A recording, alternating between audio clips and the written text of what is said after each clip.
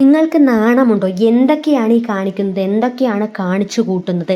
ഇതൊരു ഷോയല്ല. ലോക മലയാളികൾ മുഴുവൻ കണ്ടുകൊണ്ടിരിക്കുന്ന ഒരു ഷോയാണ്. 3-4 ജനറേഷൻ ഒന്നിച്ചിരുന്ന് ഫാമിലി ഓഡിയൻസ് കണ്ടുകൊണ്ടിരിക്കുന്ന ഒരു ഷോയാണിത്. ഇവിടെ ഇരുന്നു കൊണ്ട് സദാചാരം ലോകത്തോട് വിളിച്ചു പറയുമ്പോൾ നിങ്ങൾ ചിലതെല്ലാം ഓർക്കേണ്ടിയിരിക്കുന്നു.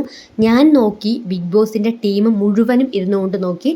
ഞാൻ US-ലായിരുന്നു. പക്ഷേ ഞങ്ങൾ ഇത് മുഴുവൻ നോക്കിയിട്ട് ഞങ്ങൾക്ക് അത്തരത്തിലൊരു കാര്യം എവിടെയും കാണാൻ സാധിച്ചില്ല.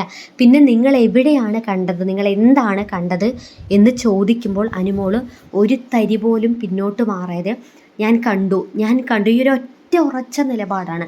ഞാൻ കണ്ടു, അവിടെ അവർ കിസ് ചെയ്യുന്നത് ഞാൻ കണ്ടു എന്നുള്ളത് പറഞ്ഞ അതേ കാര്യത്തിൽ അനുമോൾ ഉറച്ചു നിൽക്കുകയാണ്.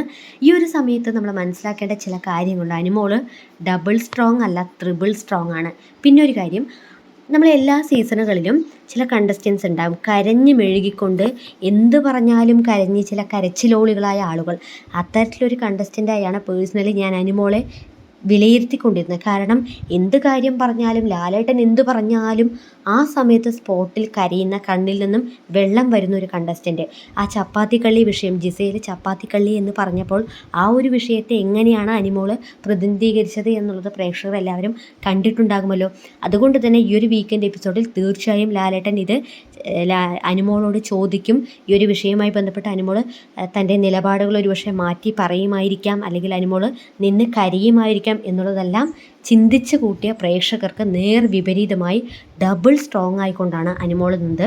ഒരുപക്ഷെ അവിടെ അത്തരത്തിലൊരു സംഭവം ഉണ്ടായിട്ടുണ്ടോ ഇല്ലയോ എന്നുള്ളതൊന്നും പേഴ്സണലി എനിക്കറിയില്ല. കാരണം അതിപ്പോഴും ഒരു ചോദ്യചിഹ്നമായി അവിടെ നിൽക്കുകയാണ്. കാരണം അത് ഇനിയിപ്പോൾ ബിഗ് ബോസിൻ്റെ ക്രെഡിബിലിറ്റിയെ തന്നെ ബാധിക്കും എന്നതുകൊണ്ട് ബിഗ് ബോസ് ആ ഒരു കാര്യം റിവീൽ ചെയ്യാത്തതാണോ, അല്ലെങ്കിൽ അതിൻ്റെ വിഷ്വൽസ് കാണിച്ചു കൊടുക്കാത്തതാണോ, അല്ലെങ്കിൽ അത്തരത്തിലൊരു സംഭവം ഉണ്ടായിട്ടില്ലേ എന്നുള്ളതൊന്നും എനിക്കറിയില്ല. പക്ഷേ അനുമോൾ 100% ഉണ്ട് എന്ന ആ ഒരു ഒറ്റ നിലപാടിൽ ഉറച്ചു നിൽക്കുന്നു. ഇനിയിപ്പോൾ ഉണ്ടെങ്കിലും ഇല്ലെങ്കിലും അതെന്തുമാവട്ടെ, അതൊരു പക്ഷേ നമുക്ക് പിന്നീട് അറിയാൻ സാധിക്കുമായിരിക്കും. പക്ഷേ ആ ഒരു കണ്ടസ്റ്റൻ്റ് നിന്ന ആ ഒരു നിൽപ്പ്, ഏതൊരു വ്യക്തിയാണെങ്കിലും ലോക മലയാളികൾ മുഴുവൻ കണ്ടുകൊണ്ടിരിക്കുന്ന ഒരു ഷോയിൽ ഇതൊരു കണ്ടസ്റ്റൻ്റ്, അതേ ഷോയിലെ 2 കണ്ടസ്റ്റൻസ് തമ്മിൽ ഇത്തരത്തിലൊരു പ്രവൃത്തി നടന്നു എന്നത് ലോക മലയാളികളോടും വിളിച്ച് പറയുന്ന സമയത്ത്, ഈ ലോകത്തോട് വിളിച്ച് പറയുന്ന സമയത്ത് തനിക്ക് എത്രത്തോളം സൈബർ അറ്റാക്ക് ഉണ്ടാകും, എത്രത്തോളം സൈബർ ബുള്ളിങ്ങും ഉണ്ടാകും എന്നതിനെപ്പറ്റി അനുമോൾക്ക്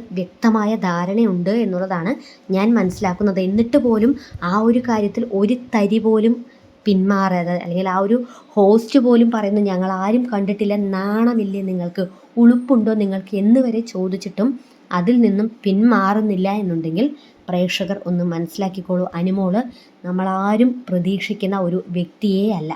അനുമോൾ ഒരുപക്ഷെ ടോപ്പ് 5-ലും big boss Malayalam season 7 lady title winner വരെ ആവാൻ കേപ്പബിലിറ്റി ഉള്ള ഒരു കണ്ടസ്റ്റൻ്റ് ആണ് എന്നുള്ളത് എനിക്ക് ഇന്നലത്തോടുകൂടി അതിൻ്റെ മറ്റൊരു സാധ്യത കൂടി നമുക്ക് തെളിഞ്ഞു വരികയാണ്. കാരണം അത്രത്തോളം സ്ട്രോങ് ആയ തൻ്റെ ഒരൊറ്റ സ്റ്റാൻഡ്, ഒരു നിലപാടിൽ ഉറച്ചു നിൽക്കുക എന്ന് പറയുന്നത്, ഇത്രയധികം ആളുകൾ എല്ലാവരും നമുക്ക് ഓപ്പോസിറ്റായി നിന്നുകൊണ്ട് ആ ഒരു ഷോ ഹോസ്റ്റ് ചെയ്യുന്ന ഹോസ്റ്റ് വരെ കണ്ടിട്ടില്ല എന്ന് പറയുമ്പോൾ ആരായാലും ഒന്ന് അടിപതറും എന്ന കാര്യം യാഥാർത്ഥ്യമാണ്. കാരണം അടിതെറ്റിയാൽ ആനയും വീഴും എന്നതാണല്ലോ. എന്നിട്ടും അനുമോൾ വീണില്ല എന്നുണ്ടെങ്കിൽ ഇവിടെ അനുമോളാണ് വിജയിച്ചിരിക്കുന്നത്.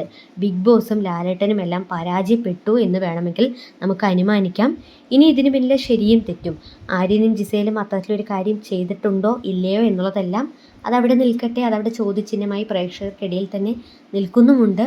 എങ്കിലും അനുമോളുടെ ആ ഒരു സ്റ്റാൻഡ് എനിക്ക് വല്ലാത്തൊരു റെസ്പെക്റ്റ് തോന്നുന്നു ആ ഒരു കണ്ടസ്റ്റൻറ്റിനോട്. ഒരു പക്ഷേ അനുമോൾ തൻ്റെ നിലപാട് മാറ്റി പറഞ്ഞതാണെങ്കിൽ അനുമോൾക്ക് ഇനി ഒരുപാട് നെഗറ്റിവിറ്റിയും ഹെയ്റ്റേഴ്സ് എല്ലാം ഉണ്ടാകുമായിരിക്കാം. പക്ഷേ ഇന്നലത്തെ ആ ഒരൊറ്റ എപ്പിസോഡ് കൊണ്ട് അനുമോളെ വെറുത്തിരുന്ന, ഹെയ്റ്റ് ചെയ്തിരുന്ന ഒരുപാട് പ്രേക്ഷകർ അനുമോളെ സപ്പോർട്ട് ചെയ്തുകൊണ്ട്, അനുകൂലിച്ചുകൊണ്ട് രംഗത്ത് വരുന്നുണ്ട്. എന്തായാലും ഇതിന് പിന്നിലുള്ള ആഫ്റ്റർ എഫക്ട്സ് എന്തായിരിക്കും എന്നുള്ളത് നമുക്ക് കാത്തിരുന്ന് കാണാം. So Bigg boss Malayalam season 7 കൂടുതൽ ലൈവ് അപ്ഡേറ്റുമായി നമ്മൾ വീണ്ടും കൂടി ചേരുന്നതായിരിക്കും.